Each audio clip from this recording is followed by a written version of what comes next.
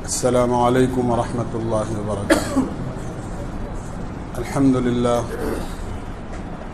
للہ رب العالمین، والصلاة والسلام علی اشرف الانبیاء والمرسلین وعلی آلہ واصحابہ اجمعین۔ اما بعد فاعوذ باللہ من الشیطان الرجیم، بسم اللہ الرحمن الرحیم۔ ومن احسن قولا ممن دعا الى الله وعمل صالحا وقال انني من المسلمین۔ صدق اللہ العظیم۔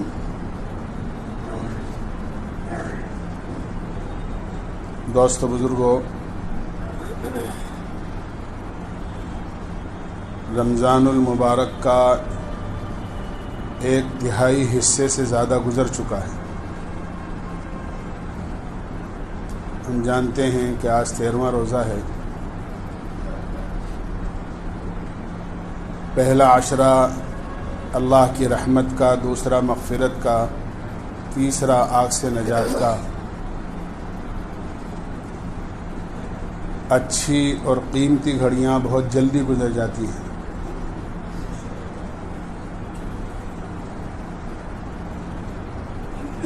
جو گزر گیا اور جو کچھ اللہ نے اس میں ہم سے عبادت کروائی، اللہ اسے قبول فرمائے۔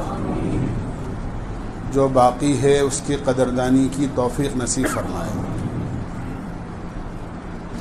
رمضان المبارک کے مہینے میں اللہ کے نبی علیہ الصلاۃ والسلام کی 3 چیزوں میں حدیث میں آتا ہے اضافہ ہو جاتا تھا، یعنی اس مہینے میں آپ 3 چیزوں کی عام دنوں کے مقابلے میں کثرت کیا کرتے تھے۔ ایک اللہ کی عبادت، جیسا کہ میں نے پہلے بھی عرض کیا تھا، حضرت عائشہ رضی اللہ عنہا فرماتی ہیں کہ آپ پورے رمضان رات کو بستر پر تشریف نہیں لاتے تھے، یعنی عام دنوں میں تو آپ کا یہ معمول تھا کہ آپ آرام بھی کرتے تھے اور عبادت بھی کرتے تھے، لیکن رمضان المبارک میں مکمل طریقے سے آپ اپنے آپ کو اللہ کی عبادت کے لیے فارغ کر لیا کرتے تھے۔ دوسرے آپ کی سخاوت میں اضافہ ہو جاتا تھا، اور تیسرے آپ کی عاجزی، اللہ کے سامنے رونا اور دعاؤں کی کثرت، یہ آپ کا معمول بن جاتا تھا۔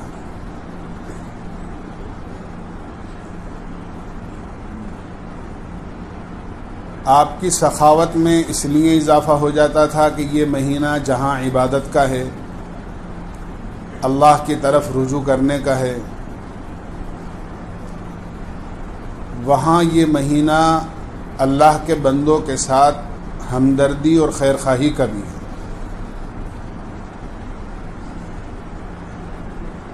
وہ ایک لمبی حدیث جس میں اللہ کے نبی علیہ الصلاۃ والسلام نے صحابہ کو رمضان المبارک کی آمد سے چند دن پہلے خطاب کیا، اور یہ سب باتیں ارشاد فرمائیں کہ ایک مہینہ تم پر سایہ کرنے والا ہے، جس میں ایک رات شب قدر ہے، اس کے 3 حصے ہیں، جس کے روزے کو فرض کیا ہے، رات کی تراویح کو ثواب اور اجر کی چیز بنایا ہے۔ وہاں آپ نے اس حدیث پاک میں یہ بھی فرمایا کہ یہ مہینہ اللہ کے بندوں کے ساتھ ہمدردی اور خیر خواہی کا بھی ہے۔ جو خیر خواہی ایک مسلمان اپنے مسلمان بھائی کے ساتھ کر سکتا ہے، اس میں آدمی کو پیچھے نہیں رہنا چاہیے، خاص طور سے اس مہینے میں۔ قرآن کریم میں اللہ تعالیٰ نے خیر خواہی کے بہت سارے درجات بیان فرمائے۔ ایک خیر خواہی کا حصہ یہ بھی ہے کہ ہم لوگ اس مہینے کے اندر زکوٰۃ ادا کرتے ہیں. یہ بھی ایک خیرخواہی کا بہت بڑا حصہ ہے جو ایک مسلمان اپنے مسلمان کو اپنے مال کی زکوٰۃ دیتا ہے. یاد رکھنا چاہیے کہ اللہ نے جو مال ہمیں دیا ہے یہ اللہ کی امانت ہے. ہم نے دنیا میں خوب تجربہ کیا ہے، اپنی آنکھوں سے آپ نے دیکھا بھی ہے کہ اللہ نے مال محنت پر موقوف نہیں رکھا ہے. اگر مال محنت پر موقوف ہوتا تو جو مزدور سخت گرمی کے موسم میں تپتی ہوئی دھوپ میں پسینے میں شرابور ہو کر جو محنت کرتا ہے اس کو زیادہ روزی اور زیادہ مال ملنا چاہیے تھا بمقابلے اس آدمی کے جو آدمی اپنے آفس میں بیٹھتا ہے اور ایک فون کرتا ہے اور ہزاروں نہیں لاکھوں روپیے کما لیتا ہے. ہم جانتے ہیں مزدور کی مزدوری کتنی ہوتی ہے اور تاجر کی تجارت میں کتنا نفع ہوتا ہے. تو اللہ تعالیٰ نے روزی کا مسئلہ محنت پر نہیں رکھا بلکہ روزی کا مسئلہ مقدر پر رکھا ہے. جب بچہ ماں کے پیٹ میں ہوتا ہے اور ابھی اس کے صرف اعضاء بنے ہوتے ہیں اور اللہ کی طرف سے روح پھونکنے والا جو فرشتہ آتا ہے وہ ماں کے پیٹ ہی میں اس کی روزی اور اس کا مقدر لکھ دیتا ہے کہ اس کو اتنی روزی ملے گی.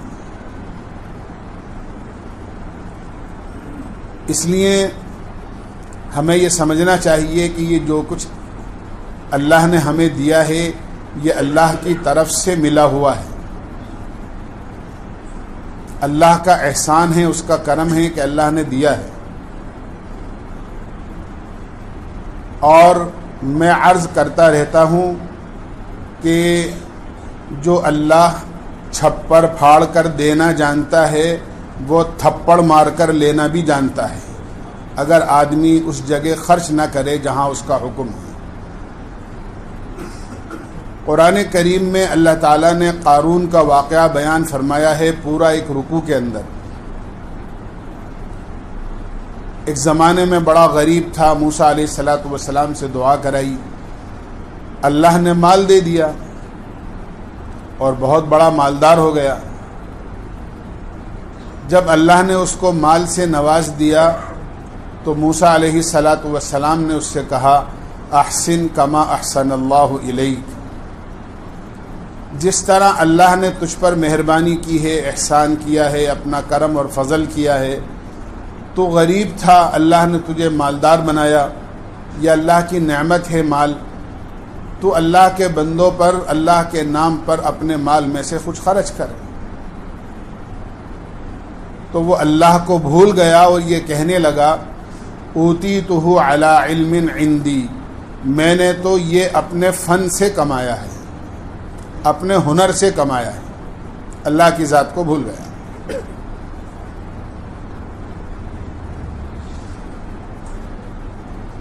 یہاں تک کہ جب بہت زیادہ سمجھایا اور نئی بات سمجھ میں آئی تو اللہ نے اس کے ساتھ وہ معاملہ کیا کہ رہتی دنیا نے اپنی آنکھوں سے دیکھا کہ قارون اپنے مال سمیت زمین میں دھسا دیا گیا. اور صرف اتنا ہی نہیں کہ وہ دھس گیا بلکہ آقا مدنی سرکار دو عالم صلی اللہ علیہ وسلم کا ارشاد گرامی ہے کہ وہ ہمیشہ قیامت تک دھستا ہی زمین میں چلا جائے گا. اس لیے مال اللہ کی نعمت ہے. قرآن کریم میں اللہ کا اعلان ہے ان اللہ اشترى من المؤمنین انفسهم واموالهم بان لهم الجنہ.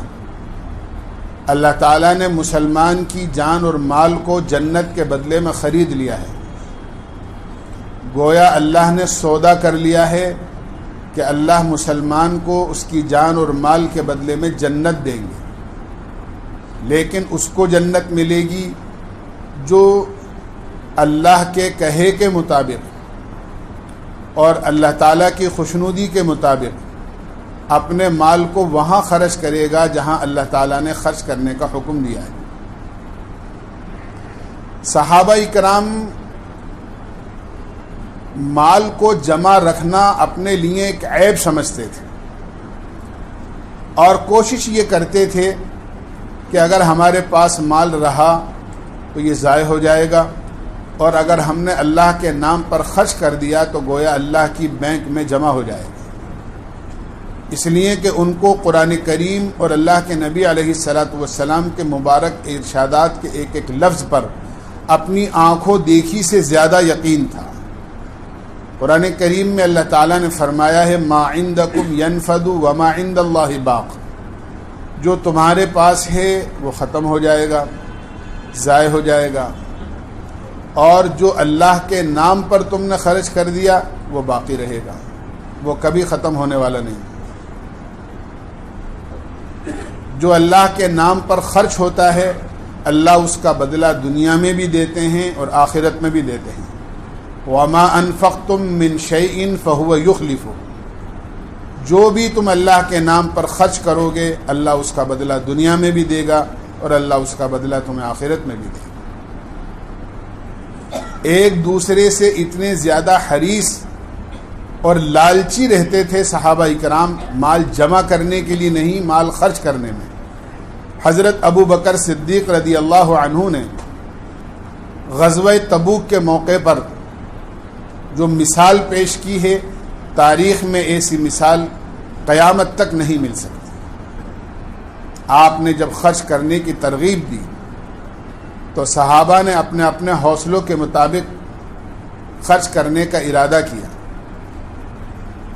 حضرت عمر رضی اللہ عنہ میں اور حضرت ابو بکر صدیق رضی اللہ عنہ میں دونوں میں ہمیشہ نیکی کے کاموں میں ایک دوسرے کا مقابلہ رہتا تھا کہ میں نیکی میں ایک دوسرے سے کیسے آگے بڑھ جاؤں، لیکن عمر فرماتے ہیں کہ میں ابو بکر صدیق رضی اللہ عنہ سے کبھی بھی آگے نہیں بڑھ سکا، لیکن تبوک کے موقع پر میں نے سوچا کہ میں ابو بکر سے زیادہ مالدار ہوں، آج میں ابو بکر سے نیکی میں اور مال خرچ کرنے میں آگے بڑھ جاؤں۔ ابو بکر صدیق رضی اللہ عنہ بھی لے کر آئے، حضرت عمر بھی لے کر آئے۔ حضرت عمر جو لے کر آئے تو حضرت عمر کا بیگ بڑا تھا، ابو بکر صدیق کا بیگ چھوٹا تھا۔ اللہ کے نبی علیہ الصلاۃ والسلام نے سوال کا انداز ہی بدل دیا۔ آپ نے حضرت ابو بکر صدیق رضی اللہ عنہ سے پوچھا، ابو بکر گھر میں کیا چھوڑا؟ یہ نہیں پوچھا کہ کیا لے کر آئے ہو اور کتنا لے کر آئے، گھر میں کیا چھوڑا؟ ابو بکر صدیق رضی اللہ عنہ فرمانے لگے، صرف اللہ اور اس کے رسول کے نام کی برکت چھوڑ کر آیا ہوں، ورنہ سب کچھ لے آیا ہوں۔ حضرت عمر سے پوچھا کہ عمر تم گھر کیا چھوڑ کر آئے ہو؟ حضرت عمر رضی اللہ عنہ نے فرمایا، اللہ کے نبی آدھا لے کر آیا ہوں اور آدھا گھر چھوڑ کر آیا ہوں۔ آپ نے فرمایا، عمر جس طرح تم دونوں کے بول اور خرچ میں فرق ہے، اسی طرح اللہ نے تم دونوں کے درجے میں بھی فرق رکھا ہے۔ عمر فرماتے ہیں میں کبھی بھی ابو بکر سے آگے نہیں بڑھ سکا، یہی ایک موقع تھا آگے بڑھنے کا، لیکن آج بھی میں ابو بکر سے خرچ میں آگے نہیں بڑھ سکتا۔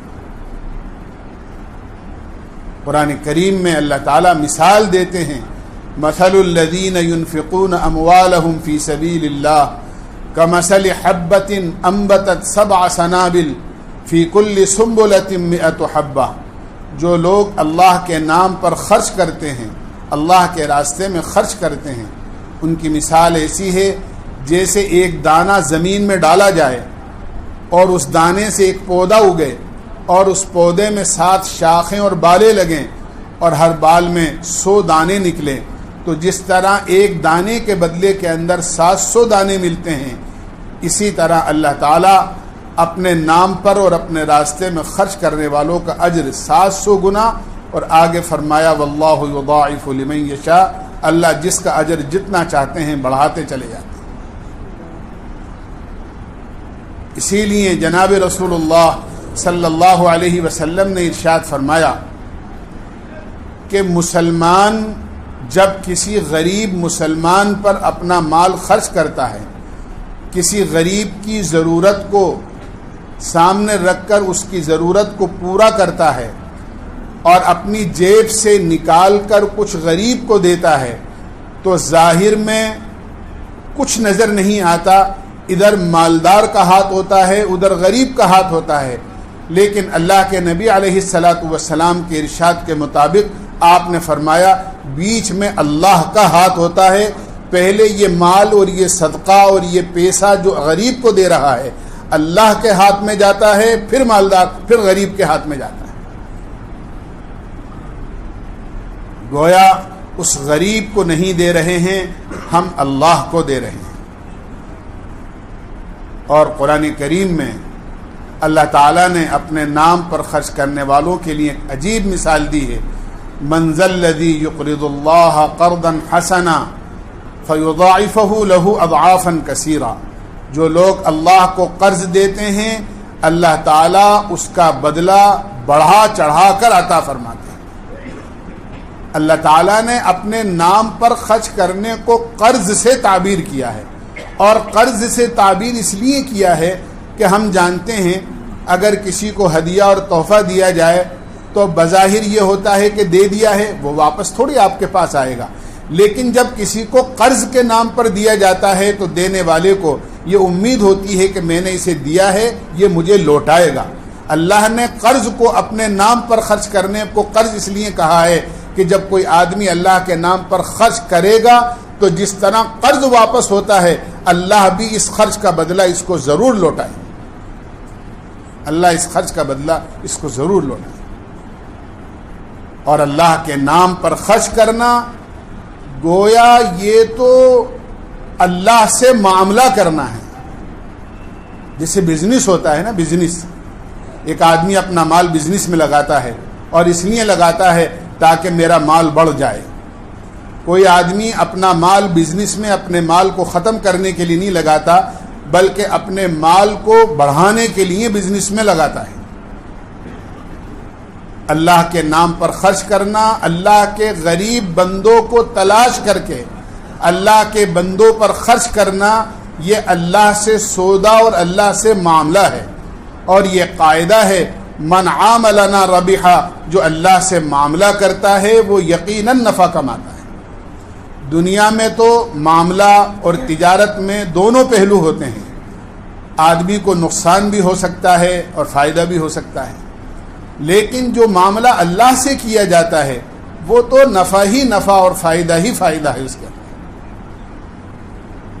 ربیع ابن سلیمان رحمۃ اللہ علیہ ایک بہت بڑے اللہ والے گزرے ہیں، فرماتے ہیں کہ میں ایک مرتبہ اپنے علاقے کے لوگوں کے ساتھ حج کے ارادے سے نکلا، کوفے میں ہم لوگوں نے قیام کیا، ہماری پہلی منزل کوفے میں تھی، ہم نے وہاں قیام کیا، لوگوں نے اپنی ضروریات خریدنی شروع کر دی جو حج میں کام آنے والی تھی۔ فرماتے ہیں میں بھی اپنی ضرورت پوری کرنے کے لیے تنہائی کی جگہ میں گیا، میں نے شہر سے باہر کنارے پر ایک عجیب منظر دیکھا، میں نے دیکھا کہ ایک عورت ہے، عجیب اس کا حال ہے، پھٹا ہوا اور پرانا اس کا لباس ہے، اور ایک مرا ہوا خچر وہاں پڑا ہوا ہے، اس خچر کا گوشت کاٹ کاٹ کر اپنے برتن میں وہ رکھ رہی ہے اور وہ لے کر جانے کا ارادہ کر رہی ہے۔ یہ کہنے لگے کہ مجھے بڑا تعجب ہوا کہ مردار اور یہ عورت پردے میں ہیں، مسلمان ہیں، اور یہ مردار کو لے کر جا رہی ہے، کہیں ایسا تو نہیں ہے کہ یہ کوئی بھٹیانن عورت ہو اور لوگوں کو پکا کر، جو حجاج کے قافلے یہاں ٹھہرے ہوئے ہیں انہی کو پکا کر یہ کھلائے۔ میں نے اس کا پیچھا کیا، کہتے ہیں کہ وہ عورت آگے آگے اور میں پیچھے پیچھے، میں نے دیکھا کہ ایک مکان کے دروازے پر جا کر وہ عورت کھڑی ہوئی، اس نے دروازہ بجایا، اندر سے بچیاں نکل کر آئیں اور انہوں نے اس کو، ان بچیوں کو، وہ عورت اندر چلی گئی اور وہ گوشت کا برتن دیا اور یہ کہا کہ اللہ کا شکر ادا کرو، یہ اللہ کی طرف سے میں لے کر آئی ہوں اور اس کو پکاؤ اور اللہ کا اس کو کھا کر شکر ادا کرو۔ کہتے ہیں کہ میں نے جب باہر سے یہ سنا کہ وہ عورت یہ کہہ رہی ہے اپنی بچیوں سے اس کو پکاؤ اور کھاؤ، تو میں نے کہا کہ یہ مردار کھائیں گے؟ مردار کھانا تو کہیں جائز ہی نہیں ہے۔ کہنے لگے میں نے آواز دی، اندر سے عورتوں نے کہا کون ہے؟ کہنے لگے میں ایک پردیسی مسافر ہوں۔ کہ اے پردیسی مسافر تو ہم سے کیا چاہتا ہے؟ کہ چاہتا کچھ نہیں ہوں، اللہ کی بندیوں مردار مت کھاؤ، اس لیے کہ مجوسیوں کے ایک فرقے کے علاوہ مردار کھانا کسی کے لیے بھی جائز نہیں۔ اس نے کہا دروازہ کھولو۔ انہوں نے دروازہ کھولا۔ انہوں نے کہا کیا بات ہے، تم لوگ مردار کیوں کھاتے ہو؟ تو وہ عورت رونے لگی اور کہنے لگی ہم بہت شریف لوگ ہیں اور سید خاندان کے ہیں، اللہ کے نبی علیہ السلام کی اولاد میں ہیں۔ ان بچیوں کا باپ بڑا شریف اور نیک آدمی تھا اور ایسی ہی جگہ اپنے جیسے لوگوں میں شادی کرنا چاہتا تھا، لیکن انتقال ہو گیا اور بچیوں کے سر سے باپ کا سایہ اٹھ گیا۔ آج ہمارے اوپر 4 دن کا فاقہ ہے، ہمیں کوئی چیز کھانے کو میسر نہیں ہوئی ہے، اس لیے شریعت نے 3 دن کے بعد مردار کھا کر اپنی جان بچانے کی اجازت دی ہے، اس لیے میں مردار لے کر آئی ہوں۔ تجھے ہم سے کیا مطلب ہے؟ تو ہم سے کیا چاہتا ہے؟ ہم تو خود غریب ہیں۔ یہ فرماتے ہیں میں نے اس عورت کو روک دیا، اس کو مت کھاؤ، میں تھوڑی دیر میں آتا ہوں۔ یہ گئے، جانے کے بعد کہتے ہیں کہ میرے پاس 600 درہم تھے جو میں نے پورے حج کے سفر کے لیے رکھ رکھے تھے۔ اپنے بھائی سے کہا کہ میں نے حج کا ارادہ ملتوی کر دیا ہے، میں حج کو نہیں جاؤں گا۔ قافلے والوں نے، میرے بھائی نے مجھے بہت سمجھایا حج کی کیا فضیلت ہے اور تم حج کا ارادہ کیوں منسوخ کر رہے ہو، یہ تو اچھی چیز نہیں ہے۔ کہتے ہیں کہ نہیں، میں نے ان کی ایک بات نہیں سنی اور میں نے کہا میں اپنا ارادہ حج کا ملتوی کر چکا ہوں اور کینسل کر چکا ہوں، میں حج کو نہیں جاؤں۔ اور کہتے ہیں میں نے وہ اپنے 600 درہم لیے اور اس میں سے 100 درہم کی کھانے پینے کی چیزیں لیں، 100 درہم کا میں نے کپڑا لیا، باقی میں نے اسی پیکٹ کے اندر جس میں سامان رکھا تھا باقی بچے ہوئے درہم اس میں رکھ دیے، اور وہ لے کر میں اس عورت کے گھر پہنچا اور میں نے اس عورت کو کہا کہ یہ لو اور یہ اللہ کی طرف سے تمہیں روزی ہے اور اس کو استعمال کرو۔ فرماتے ہیں کہ وہ 4 بچیاں تھیں، یتیم بچیاں، وہ ایک دم میرے سامنے آئیں اور کہنے لگیں اللہ کے بندے، اللہ نے تجھے یہ توفیق دی کہ تو نے ہماری مدد کری، اللہ تجھ کو اس کا نعم البدل عطا فرمائے۔ ایک بچی کہنے لگی اللہ تجھے جنت الفردوس عطا فرمائے۔ ایک بچی کہنے لگی اللہ تجھ کو تیرے حج کا بدلہ دنیا اور آخرت دونوں میں عطا فرمائے۔ ایک چھوٹی بچی تھی جس نے یہ کہا کہ تو نے اب اللہ کے نبی کے خاندان پر احسان کیا ہے، اللہ تیرا حشر ہمارے دادا کے ساتھ فرمائے۔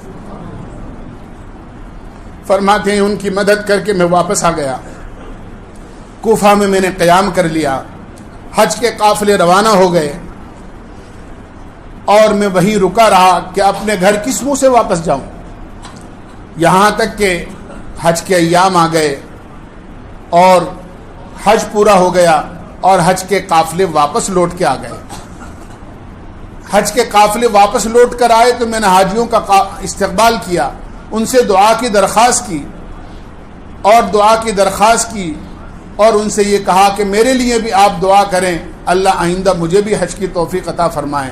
تو میرے اس جملے سے ہر آدمی تعجب کر رہا تھا کہ آپ کیا بات کہہ رہے ہو، یہاں تک کہ کچھ لوگ کہنے لگے کہ آپ کی باتوں سے تو یہ پتہ لگتا ہے کہ آپ حج کو نہیں گئے، کیا آپ ہمارے ساتھ عرفات میں نہیں تھے، آپ ہمارے ساتھ مزدلفہ میں نہیں تھے، آپ ہمارے ساتھ کنکریاں مارنے میں نہیں تھے، کیا آپ ہمارے ساتھ طواف میں نہیں تھے؟ یہ حیران کہ یہ بات کیا کہہ رہے ہیں۔ فرمانے لگے ربیع ابن سلیمان، اتنے میں میرے علاقے کا قافلہ واپس لوٹ آیا، جن لوگوں کے ساتھ میں اپنے گھر سے نکلا تھا، میں نے ان کا استقبال کیا، ان سے دعا کی درخواست کی اپنے لیے۔ وہ کہنے لگے تم کیوں اپنے حج سے انکار کرتے ہو؟ تو کیا تم نے ہمارے ساتھ حج نہیں کیا؟ کہتے نہیں میں نے نہیں کہا. کہنے لگے کہ ایسا مت کہو. اور پھر ان میں سے ایک آدمی آگے بڑھا اور آگے بڑھ کر مجھے ایک تھیلی دی کہ مسجد نبوی سے روز اطہر پر سلام پڑھ کر جب ہم نکل رہے تھے تو بھیڑ کی وجہ سے یہ تھیلی تم نے مجھے اپنے پاس رکھوائی تھی، لہذا یہ تھیلی آپ اپنی واپس لے لو، یہ میرے پاس ہی رہ گئی تھی.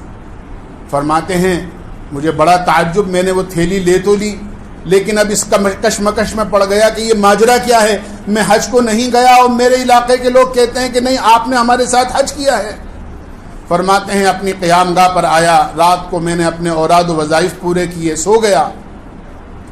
اور سونے کے بعد فرماتے ہیں اللہ کے نبی علیہ السلام کی خواب میں زیارت ہوئی. اللہ کے نبی علیہ السلام نے مسکرا کر ارشاد فرمایا ربیع ایک بات بتاؤ، آخر کتنے گواہ اس بات پر پیش کریں ہم کہ تم نے حج کیا ہے؟ آخر کتنی گواہی پیش کریں ہم؟ تم کتنے لوگوں کی گواہی چاہتے ہو؟ ربیع سلیمان رونے لگے اور پھر اللہ کے نبی سے پوچھا اللہ کے نبی میں سمجھ نہیں پا رہا ہوں.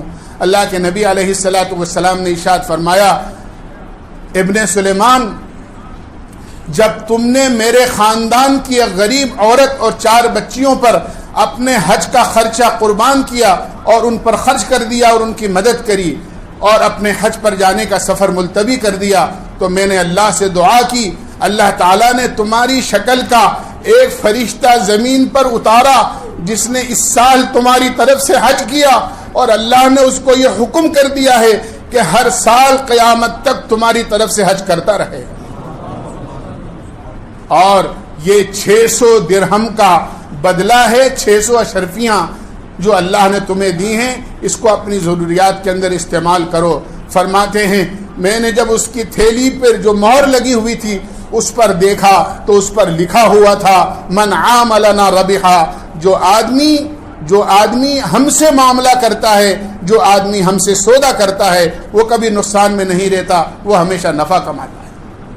یہ بات میں نے اس لیے عرض کی ہے کہ جو اللہ سے یہ غریب مسلمانوں پر خرچ کرنا، اللہ کے بندوں پر خرچ کرنا، یہ اللہ سے سودا کرنا اور اللہ سے تجارت کرنا ہے، اللہ کو اپنے کام میں پارٹنر بنا لینا ہے. اس لیے میرے بھائیوں دوستو بزرگوں یہ موقع ہے، میں پہلے بھی عرض کر چکا ہوں، ہماری ذمہ داری ہے غریب مسلمانوں کو تلاش کریں اور تلاش کر کے ان کی امداد کریں.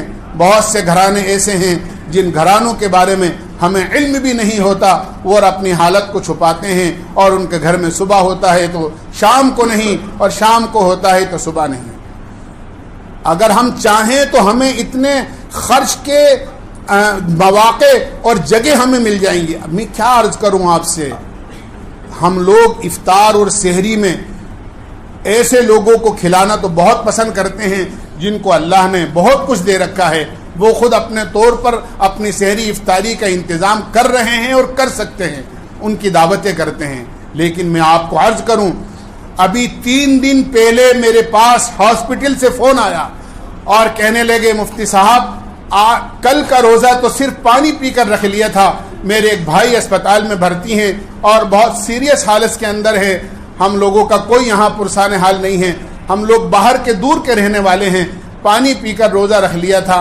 آج میں نے مسئلہ پوچھنے کے لیے فون کیا، آج میں نے اچانک کیونکہ رات کو بہت زیادہ تھکا ہوا تھا، بھائی کی حالت بہت زیادہ خراب تھی، آنے جانے کے اندر رات کا بہت وقت گزر چکا تھا اور بالکل ایسے وقت کے اندر کہ مجھے اندازہ نہیں ہوا اندر، اور میں نے ایک چائے والے سے چائے لے کر پی لی. لیکن بعد میں جب استنجا خانے میں گیا تو میں نے روشنی دیکھی تو اجالا ہو چکا تھا. میں سمجھ رہا تھا کہ ابھی وقت باقی ہے لیکن وقت ختم ہو چکا تھا، میرا روزہ ہوگا یا روزہ نہیں ہوگا.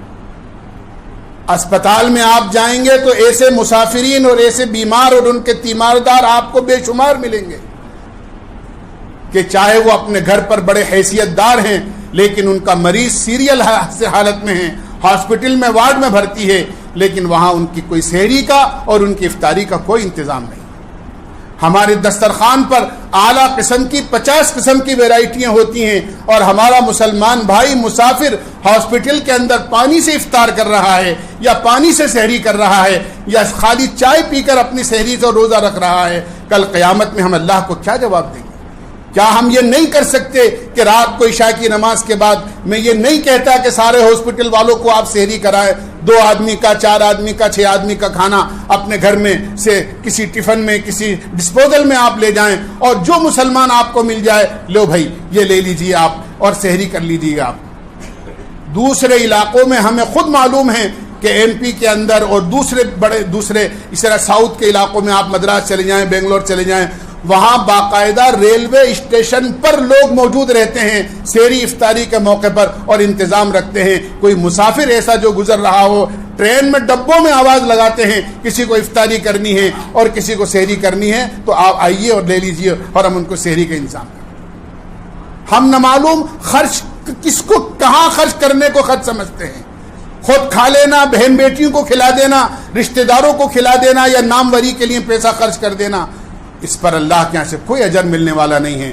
میں نے عرض کیا ایسی جگہ تلاش کریں جہاں آپ کو واقعی اللہ کی رضا ملے گی اور سچی دعائیں آپ کو ملیں گی۔ اگر کسی ایک غریب مسلمان کی یا بیمار کی دعا یا تیماردار کی دعا آپ کو لگ گئی، انشاءاللہ اللہ نسلوں تک کے پلنے کا انتظام کر دے گا آپ کو، نسلوں تک کے پلنے کا انتظام۔ اس لیے آج میں نے کیا یہ خیر خواہی کا مہینہ ہے، اس میں اللہ کے بندوں پر خوب خرچ کریں۔ میں نے عرض کیا اللہ کے نبی کی سخاوت اس میں بہت زیادہ بڑھ جاتی ہے۔ ایک آخری گزارش یہ کرنی ہے، آپ حضرات کو معلوم ہے کہ آج دھلینڈی کا دن ہے، نماز کے لیے آنے میں تو دھیرے دھیرے سب آتے ہیں تھوڑے تھوڑے کر لیکن نماز سے فارغ ہو کر سارے لوگ ایک ساتھ نکلتے ہیں۔ اس لیے جس طرح احتیاط کا پہلو سامنے رکھتے ہوئے آپ تشریف لائے ہیں، یہاں سے نکلتے وقت جاتے وقت بھی بہت احتیاط کے پہلو کو مد نظر رکھتے ہوئے باہر بھیڑ نہ کریں، بہت خاموشی کے ساتھ کنارے ہو کر اپنے اپنے گھروں پر تشریف لے جائیں۔ اللہ آپ کو جزائے خیر عطا فرمائے۔ وآخر دعوانا الحمد للہ۔